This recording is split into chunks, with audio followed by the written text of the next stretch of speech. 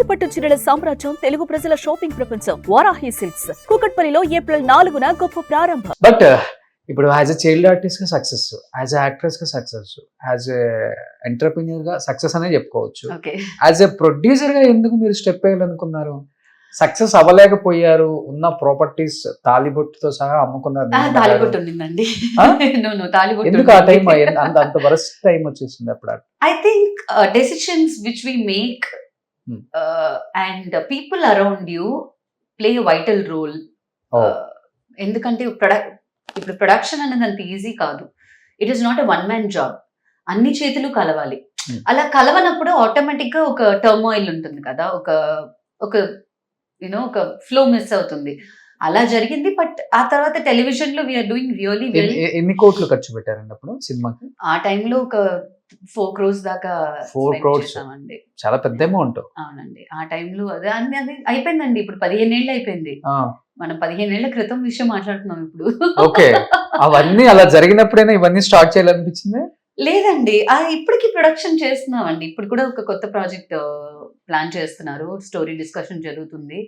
మనకి తెలిసింది సినిమా ఒకటేనండి. ఓకే, సినిమా ఆ టైంలో సపోర్ట్ చేసిన వాళ్ళు ఎవరు లేరు నీలిమ గారు? మాకు మేమే సపోర్ట్ సిస్టమ్ అండి. అఫ్ కోర్స్ సపోర్ట్ చేశారు, బట్ ఫినాన్షియల్ సపోర్ట్ మేము ఎవరి దగ్గర పెద్దగా ఎదురు చూడలేదు కూడా. మాకు దాని మీద పెద్ద నమ్మకం లేదు. ఓకే, అది I don't know, that's how it was. కానీ నేను చెప్పొచ్చింది ఏంటంటే, మనకి అప్స్ అండ్ డౌన్స్ లైఫ్ లో డెఫినెట్ గా ఉంటాయి, ఉండాలి.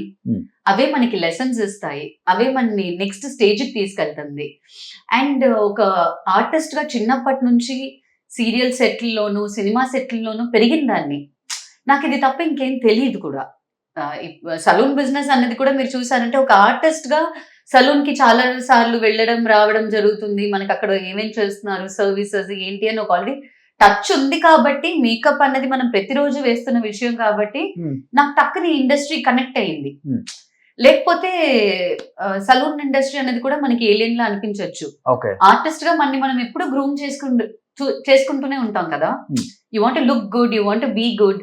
సో అప్పుడప్పుడు సలూన్ కి వెళ్ళి రావడం అన్న ఒక టచ్ ఉంది కాబట్టి ఈ industry it was easy for me to select as my. కానీ ఒక మనిషికి ఫెయిల్యూర్ వచ్చినప్పుడు జీవితంలో ఎలా ఉండాలనేది నేర్పిస్తుంది అని చెప్తుంటారు పెద్దవాళ్ళు. ఎస్ అండి. ఆ ఫెయిల్యూర్ మీకు ఎలాంటి జీవితాన్ని నేర్పించింది? ఎలా ఉండాలి, ఎలా ఉండకూడదు, రెండు ఉంటుంది కాబట్టి. ఉండకూడదు అనేది మీరు ఎంత మీ ప్రయత్నం చేసినా కాలం దాని పని చేస్తుంది. ఓకే, కర్మ. You can call it karma, you can call it time, you can call it destiny, you can call it pre-written. దానికి పేర్లు ఏం పెట్టుకున్నా ఒక విషయం జరగాలంటే అది జరుగుతుంది. దానికైనా ప్రికాషన్స్ తీసుకోవడం, దాన్ని ఎలా ఫేస్ చేస్తున్నారు అన్న దాంట్లోనే లైఫ్ ఉంది. ఇప్పుడు ఒక సిచ్యువేషన్ జరిగింది, దాన్ని నేను ఎలా యాక్సెప్ట్ చేస్తున్నాను, దానికి నేను ఎలా రియాక్ట్ అయ్యాను, నా రియాక్షన్ ఉంది కదండి, అదే మీ లెసన్.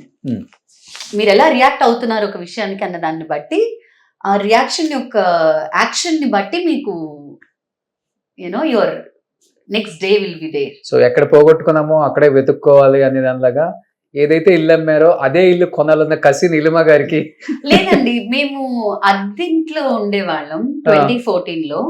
సో అద్దెకి దిగిన ఇల్లునే కొన్నాం. 2014 దాకా కూడా ఇల్లు కొనలేదు మీరు? లేదండి, అప్పటిదాకా కూడా కొనలేదు. పీక్ లో ఉన్నారు. I had lot of financial responsibilities అండి.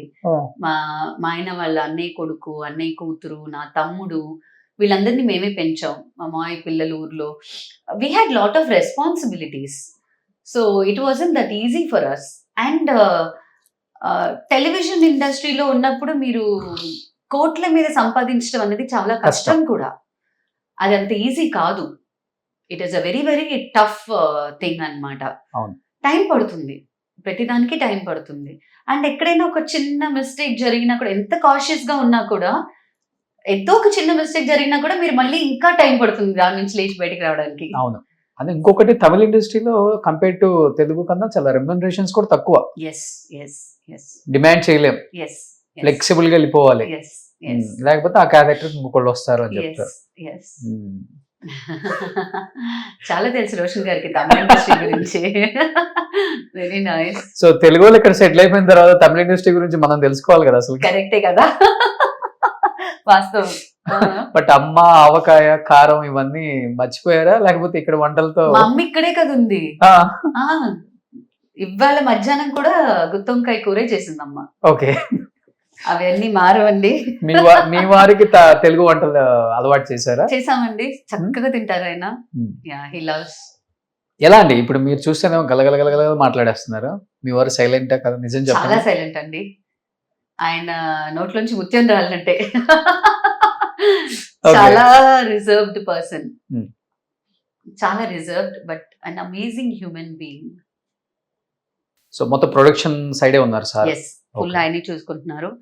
షూటింగ్ హౌసెస్ రెంట్ తీసుకుని మేము రెంట్ కి ఇస్తున్నాము, అవి ఆయనే చూసుకుంటున్నారు. సో బిజినెస్ అంతా ఆయనే చూసుకుంటున్నారు. సలూన్ ఇండస్ట్రీ అనేది కొంచెం ఫీమేల్ ఓరియంటెడ్ కాబట్టి నేను సలూన్ చూసుకుంటున్నాను, మా ఇల్లు చూసుకుంటున్నాను. ఓకే.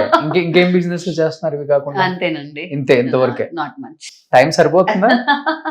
యాక్టింగ్ కోసం టైం హోల్డ్ చేసి పెట్టుకున్నాను, ఎవరైనా పిలిస్తే వెంటనే వెళ్ళిపోవచ్చు, ఓకే. అంత టైం ఉంది.